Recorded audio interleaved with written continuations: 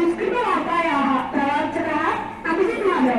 प्रधानमन्त्री नरेन्द्र मोदी अद्य Poland Ukraine देशयोः त्रिदिवसीय यात्रा यावत् भविष्यति।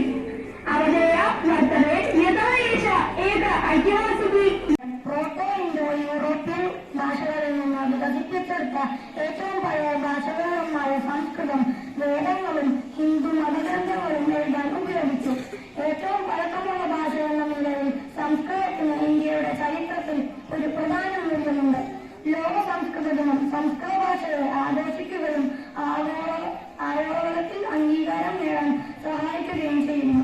എല്ലാ വർഷവും ശ്രാവണ മാസത്തിലെ പൂർണിമ ദിനത്തിൽ ഈ ദിവസം ആഘോഷിക്കുന്നു. ഇത് രക്ഷാ